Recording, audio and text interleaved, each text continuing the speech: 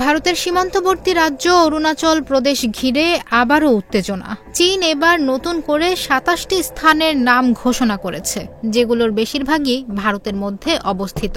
ভারতের পররাষ্ট্র মন্ত্রণালয়ের এক বিবৃতিতে বেইজিংয়ের এই প্রচেষ্টাকে অকার্যকর ও হাস্যকর বলে অভিহিত করা হয়।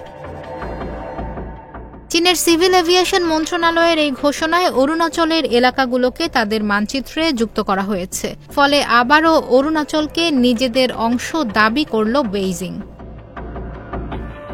তবে দিল্লি দিয়েছে কঠোর বার্তা। পররাষ্ট্র মন্ত্রণালয় জানিয়েছে, আমরা লক্ষ্য করেছি যে চীন ভারতের অরুণাচল প্রদেশের বিভিন্ন স্থানের নামকরণের জন্য নিরর্থক ও অযৌক্তিক প্রচেষ্টা অব্যাহত রেখেছে। আমাদের নীতিগত অবস্থানের সঙ্গে সামঞ্জস্য রেখে আমরা এই ধরনের প্রচেষ্টাকে স্পষ্টভাবে প্রত্যাখ্যান করছি।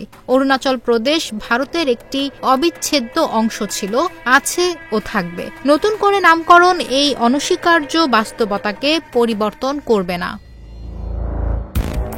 চীনের এমন নামকরণের ঘটনা নতুন নয়। ২০১৭ সাল থেকে শুরু করে ২০২১, ২০২৩ এবং সর্বশেষ ২০২৪ সালেও তারা একাধিকবার এভাবে নামকরণ করেছে।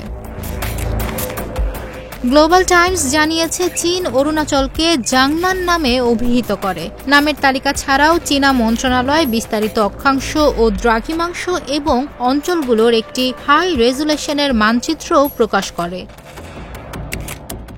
ভারতের পক্ষ থেকে বারবার জানানো হয়েছে, এ ধরনের প্রচেষ্টা বাস্তবতাকে বদলাতে পারবে না।